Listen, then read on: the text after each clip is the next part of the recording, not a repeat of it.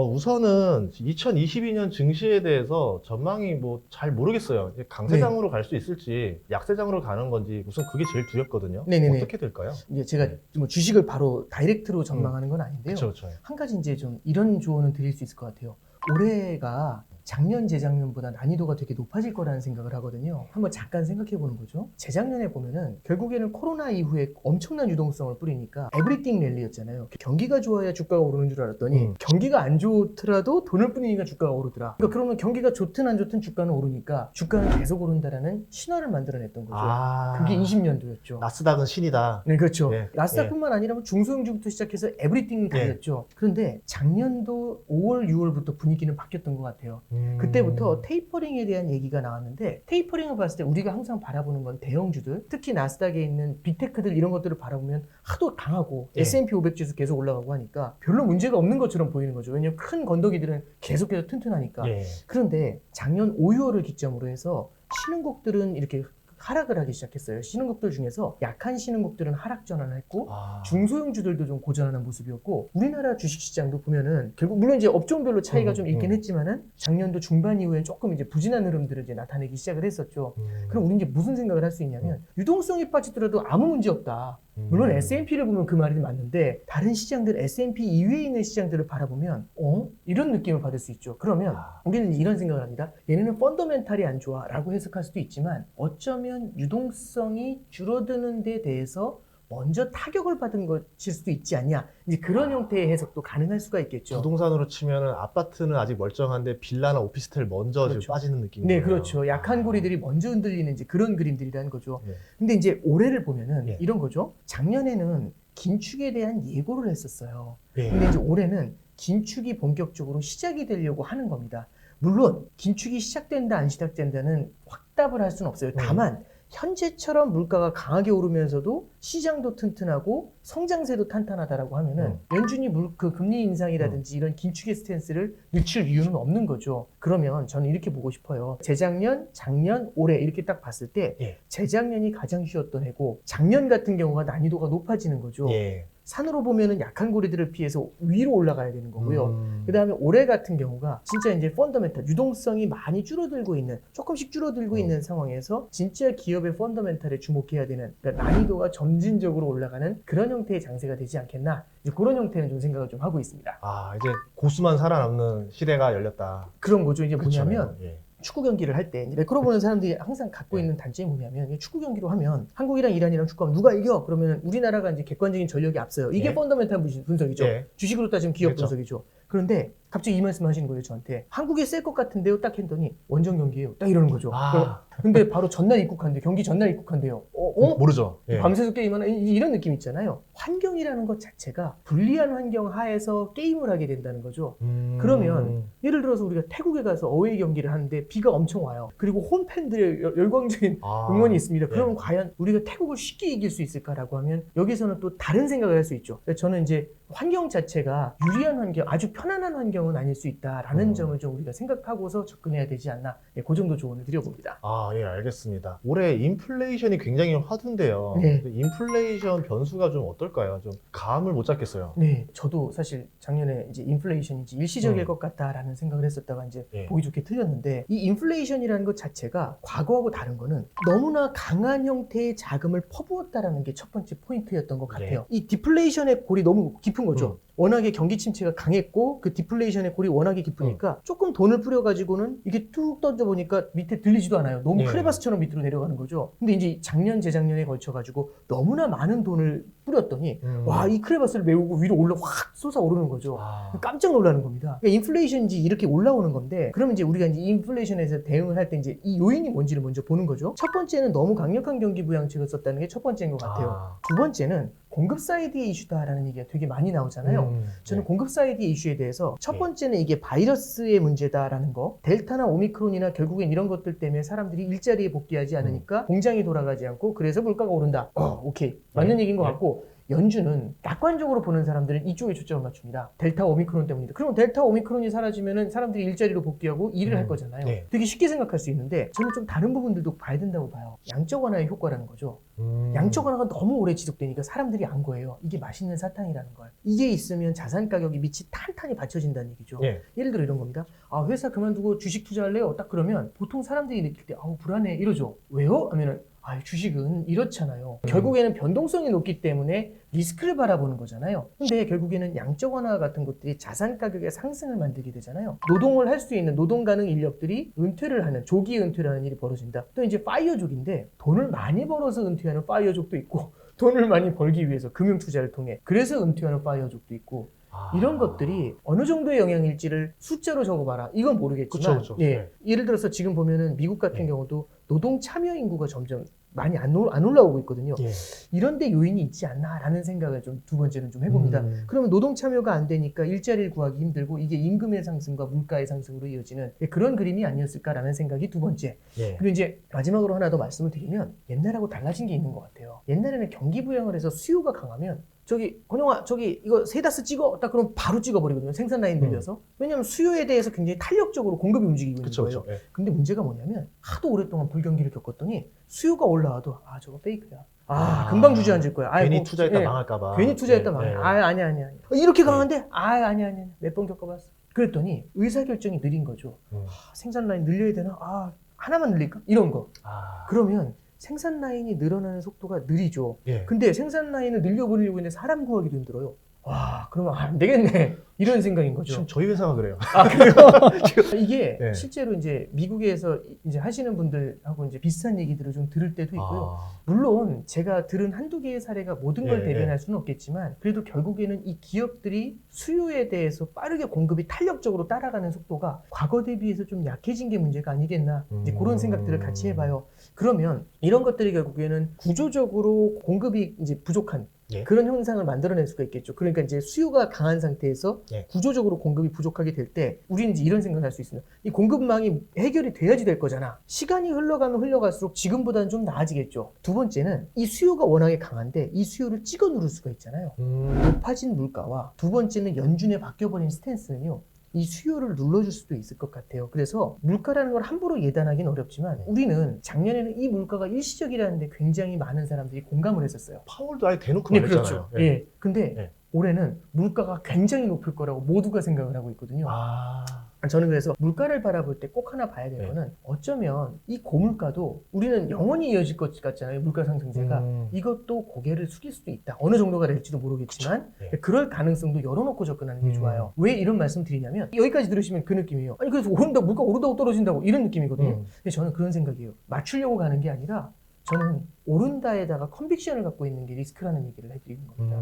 우리가 오른다라는 컨빅션을 갖고 가면 인플레이션을 해지하는 자산으로 몰리거든요. 그쵸. 근데 만약에 인플레이션 해지하는 자산군으로 들어갔다가 만약에 살짝 꺾이면 이런 문제가 생길 수가 있는 거죠. 역습당하는 거죠. 그렇죠. 예. 인플레이션 해지하는 자산이 뭡니까? 라고 하면은 원자재를 남으시면 됩니다. 그럼 원자재를 사요. 그랬더니 원자재 가격이 오르면서 물가가 또 올라요. 그럼 인플레이션은 더 해지해야 되니까 그쵸. 원자재를 더 사요. 그랬더니 유가가 오르면서 이건 인플레이션의 그 악순환이 결국에는 이 되는 악순환을 거네요. 갖고서 계속해서 원자재 가격이 뛰는 거잖아요. 근데 만약에 이것 때문에 원자재 가격이 너무 뛰니까 오히려 수요가 꺾이면서 물가가 살짝 고개를 숙였다. 그러면 우리는 위를 바라보면서 달려온 게 아닌가라는 생각을 할 수 있잖아요. 예, 그러면 이제 시장이 이제 우리가 이제 투자하는 포트폴리오가 낭패를 볼 수도 있습니다. 그래서 저는 매크로 환경에 대한 생각들을 하잖아요. 그럼 우리가 인플레이션의 가능성이 90%다. 인플레이션이 아닐 가능성이 10%다라고 하면은 저는 90%만큼은 인플레이션 자산에 베팅을 하고 10%만큼은 테러를 열어놔야죠. 빈집털이를 당할 리스크가 예. 있잖아요. 그래서 포트폴리오를 한다는 건 모르겠어요. 시장과 미래를 다 기가 막히게 맞추는 사람이 있다면 예. 포트폴리오를 할 필요가 없죠. 그쵸. 근데 모르니까 저처럼 이제 그쵸. 잘 모르니까 결국에는 그렇게 시나리오를 놓고서 근데 시나리오도 모르고 아무것도 모르고 들어가면 그냥 똑같잖아요. 그냥 이게 주식도 사면은 다 똑같은 주식만 사고 그러니까 이제 그런 실수를 하게 되는데 그래서 이렇게 여러 업종들을 늘어놓고서 가능한 시나리오에 맞춰가지고 그 시나리오에서 강한 애들을 이렇게 자기의 시나리오 확률대로 나는 물가가 높을 확률이 70%일 것 같으면 70하고 30하고 이렇게 나눠서 끼우는 그런 형태를 좀 한번 해보시면 어떤가 그런 생각을 해봅니다. 인플레에서는 원자재가 아무래도 좀 유망하잖아요. 네네네. 그러면은 인플레가 꺾이거나 좀 둔화될 때는 네. 어떤 게 좀 유망할까요? 결국에는 인플레가 찾아왔을 때 취약했던 자산과는 반대겠죠. 인플레가 찾아왔을 때 취약한 자산이 채권이죠. 예금이라든지 채권 같은 경우는 이자를 받기 위해 들어가는 건데 물가가 이자보다 높으면 이러면 이제 그쵸, 아무도 그쵸, 예금을 그쵸. 안 하죠. 네. 그럼 채권은 아무도 안 사요. 그럼 채권 가격이 떨어질 수밖에 없겠죠. 네. 근데 만약에 물가가 계속 내려간다. 이러면은 우리는 채권에 조금 더 관심을 가질 수가 있겠죠. 그래서 실제로 글로벌 금융위기 이후에 10년 동안 금리가 내려오는 물가가 안정적인 국면에서는 채권이 왕이었어요. 예전에 채권 펀드가 뭐 연수익률 20% 찍고 뭐 그런 적이 그랬었거든요. 있었죠. 네네. 엄청나게 수익이 많이 네. 낸 적이 있었죠. 그러니까 우리가 인플레이션과 반대의 방향에 있는 자산이 뭔지도 한번 볼 필요가 있고, 예를 들어서 인플레이션이 나오고 성장도 탄탄하다. 결국엔 실물 경기도 다 돌아서서 너무 해피한 스토리가 나온다. 개인적으로 그랬으면 좋겠고요. 그렇게는 중장기적으로 저는 갈 수 있다고 생각합니다. 예. 근데 낙관론도 이제 상당히 이제 많이 가미가 된 거지만 예. 그렇게 가려면 아직은 시간이 좀 필요할 것 같고, 가는 동안에 고성장 고물가라는 걸로 갈 수도 있지만 바로 훅 가면 좋은데, 그게 아니라 굉장히 다양한 부침을 겪다가 고성장 고물가로 갈 수가 있죠. 그 가는 과정에서 우리가 떨어져 나가면 안 되지 않습니까? 예. 거기서 탈락해버리면은 수익을 향유하지 그렇죠. 못하니까 여기에 중점을 두되 여기서 버틸 수 있는 다양한 자산군들을 함께 깔아가지고 버틸 수 있도록, 포트폴리오의 변동성을 잡아줄 수 있도록 그렇게 운용을 해보면 어떤가, 그런 말씀 드려봅니다. 축구로 치면은 지금 내가 펀더멘털이 좋다고 네. 수비수 빼고 다 나가지 말고 그렇죠. 그래도 수비수는 남겨놓고 그렇죠. 나가라. 예. 교체 선수도 좀 있어야 되고, 그렇죠? 알겠습니다. 네. 그래서 또 이제 부의 시나리오에서 제가 네. 또 이제 관심 있었던 게 고성장 고물가가 있었고요. 네네네. 이제 저성장 저물가가 있었단 말이에요. 네네네. 지금 상황에서는 부의 시나리오 1, 2, 3, 4 중에서 어떤 걸 좀 더 잘 봐야 될까요? 고성장 고물가와 저성장 저물가가 네. 있는데, 원래는 저성장 저물가에 있던 애를 갖다가 어떻게든 경기 부양을 해서 고성장 고물가로 밀어 올리려고 했던 거예요. 예. 그래서 온갖 짓을 다 하면서 밀어 올렸는데 예. 문제는 물가는 올라간 게 맞는데 성장이 생각보다 둔화가 되는 거죠. 그러니까 어떻게 되는 거냐면 성장이 고성장 고물가가 아니라 저성장 고물가, 굉장히 이상한 부작용이 나오는 거죠. 굉장히 좋아질 줄 알았더니만 네. 얼굴에 뭐가 나는 겁니다. 네. 뭐야 이거죠. 그래서 저성장 고물가라는 우리가 생각하지 못했었던 이상한 시나리오가 펼쳐지기 시작을 한 거죠. 그래서 연준에서도 얘기하는 게 네. 이겁니다. 그러면 이게 뭐가 문제야? 결국에는 물가 상승세를 어느 정도는 잡아줘서 성장이 탄탄하게 나올 수 있게 물가를 좀 이제 찍어 눌러줘야, 물가가 너무 올라가지고 성장을 누르는 일은 네. 없잖아요. 성장과 물가가 같이 가는 고성장 고물가로 가자, 이렇게 밀어내려고 지금 굉장히 많은 노력을 하고 있는 겁니다. 현재는요, 고성장 고물가와 저성장 고물가 사이에 위치하고 있는 것 같고요. 그러니까 결국에는 성장이 아직은 미국 같은 경우는 탄탄하지만 신흥국들은 성장이 꺾여 있어요. 그러면 이제 이런 것들을 보면은 전 세계가 성장이 탄탄하게 나온다고 하긴 조금 어렵잖아요. 예. 물가 상승세는 전 세계적으로 일본 정도를 제외하면 굉장히 높거든요. 거기 정도의 위치에 있다라고 생각을 하고요. 그러면 고성장 고물가, 저성장 고물가에 맞는 자산만 가져가? 그게 아니라 앞서 말씀드렸던 것처럼 만약에 우리가 빈집털이를 당할 수 있잖아요. 네. 저성장 저물가로 다시 주저앉는 경우도 생길 수 있죠. 그래서 그러한 가능성들도 같이 염두에 두고 한번 우리 이제 자산에 대한 포트폴리오, 종목에 대한 포트폴리오도 그렇고 예. 이런 걸 한번 짜보시면 어떤가 싶습니다. 다행이네요. IRP 보니까 주식형 100% 하고 싶어도 네, 주식형 70%밖에 못 하게 돼 네 있더라고요. 그렇죠. 예, 네. 30%는 강제로 채권을 하게 되는데 네, 그렇죠. 수비수 3명은 두고 해라. 그러니까 그런 의미가 네, 아닐까 네. 싶습니다. 네. 알겠습니다. 그러면 이번에 또 오미크론은 정말 예상하지 못했었거든요. 네. 사실 다 끝난다 했었잖아요. 네. 근데 좀 오미크론이 딱 터졌어요. 네. 그럼 이제 그 다음 시나리오를 한번 볼게요. 오미크론에서 코로나가 아예 끝나버리면 좀 경제가 어떻게 변화될까요? 일단 저는 예. 일단 오미크론에 대해서 딱 들었을 때 작년 이맘때 예. 백신 보급이 시작이 됐고요. 제 기억에는 6월, 7월 정도 미국의 독립기념일 전에는 미국 사람의 75%가 백신을 맞을 거라고 했어요. 백신 접종을 할 거라고 예. 했고, 코로나는 이제 거의 끝나갈 거라는 얘기를 했었어요. 예. 그리고 이스라엘이나 이런 데, 호주 이런 곳들부터 이제 마스크를 벗기 시작을 했었죠. 그래서 작년 1월에는 여름 전에 벗어야 되는데 겁나 더운데 이 생각을 했었거든요. 예. 근데 아직 쓰고 있죠.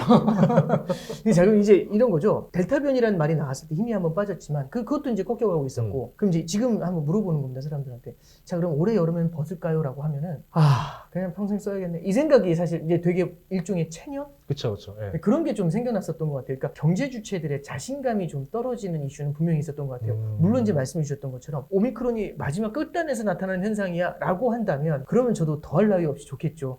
근데 일단은 오미크론이라는 게 경제 주체들한테는, 특히 저 같은 사람한테는 예. 좌절감을 좀 안겨줬다라는 생각이 좀 첫 번째는 드는 거고요. 생각보다 이게 예. 더 이어질 것 같다라는 그런 두려움을 만들어낸 거죠. 오미크론이라는 변수가 사라졌을 때를 한번 생각을 해보는 그쵸. 좀 겁니다. 즐거운 상상을 해보면. 네, 그렇죠. 즐거운 상상을 해보게 되면은 사실 재작년 11월, 12월에 백신이 개발이 되고 백신 보급이 막 시작됐을 때 터널이 있잖아요. 우리는 지금 터널 가운데에서 앞이 보이지 않지만 저 끝에 빛이 보이는 거예요. 사람은 희망을 먹고 살고요. 그렇죠, 그렇죠. 투자도 미래를 보고 하는 겁니다. 미래의 희망을 따라가는 거잖아요. 경제 주체들의 자신감이 굉장히 크게 강해질 수 있겠죠. 여태까지 억눌려 있었던 소비들도 한번 다시 터질 수도 있습니다. 그러면 오미크론이라는 것이 코로나의 실질적인 종식을 알리게 된다라면은 이런 경우에는 실물 경제의 성장이 일시적으로는 강하게 나타날 수도 있다라고 생각을 합니다. 그러면 거꾸로 생각을 한번 해볼게요. 한 번 더 와요.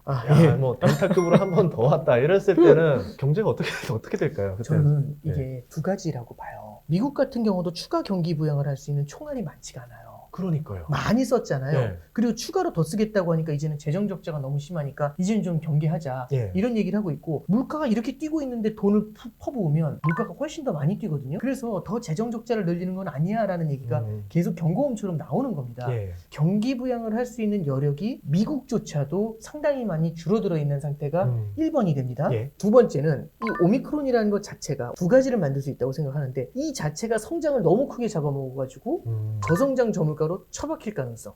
두 번째는 오히려 이런 오미크론이나 이런 델타 변이 같은 네. 애들이 공급망을 한 차례 더 교란을 해가지고 일시적으로나마 물가를 더욱더 끌어올릴 가능성 이런 것들이 있는 거죠. 그러면 오미크론이라는 게 이제 오미크론 이후에 만약 코로나가 또 창궐을 하게 된다라면은 고성장에 있는 시나리오는 없어질 거라는 생각을 해요. 우선 고성장을 네. 빼야 된다. 그럼 저성장 저물가냐? 그게 아니라 단기적으로는 저성장 고물가에 대한 두려움도 어느 정도는 준비를 해야 된다라고 생각을 합니다. 실제로 참 상상하고 싶지 않은 네. 것 같아요. 그러니까 그렇게 퍼부었는데 다 끝나는 줄 알았는데 여기 네. 영화 같은 거나 만화 같은 거 보면 다 죽여가지고 끝난 줄 알았더니 그쵸. 이렇게 막 손 올라오고 뭐 이런 거 있잖아요. 네. 그런 느낌이 아닌가. 그래서 좀 그러지 않았으면 좋겠습니다. 그럼 저성장 저물가랑 저성장 고물가 중에서 어떤 게 더 나쁠까요? 물론 이제 둘 다 나쁘긴 한데 저성장 고물가는요 오래 유지가 되는 건 아니에요. 오래 유지가 될 수 있는 경제 상황은 아닙니다. 물론 이제 70년대는 10년 정도 유지가 됐지만 그건 굉장히 이례적인 케이스고요. 결국에는 성장하고 물가는 같이 움직여요. 성장이 강하면 수요도 강하기 때문에 물가도 오르죠. 성장이 안 좋으면 수요가 약해지기 때문에 물가가 낮아지게 되겠죠. 그래서 성장과 물가는 같이 움직이는 경향이 굉장히 강합니다. 근데 일시적으로는 이 둘이 엇나갈 수가 있어요. 성장이 주저하는데 물가가 오르는 걸로. 네. 자, 그러면 이 상황이 아주 오래 지속될 수 있냐? 그게 아니라 높아진 물가가 주저앉은 성장을 더 짓누를 수가 있어요. 그러면 수요가 많이 줄어드니까 높아져도 하늘에 떠있던 물가가 뚝 떨어져 내려올 수 있겠죠. 네. 궁극적으로는 저성장 고물가 국면이 오래 이어지면 저성장 저물가로 수렴을 하게 돼요. 뭐 둘 중에 뭐가 더 나쁘냐 이런 것들보다도 시차를 두고 저성장 고물가는 저성장 저물가로 수렴할 가능성이 높다. 뭐 이런 관점에서 말씀을 드려봅니다. 예, 네. 알겠습니다.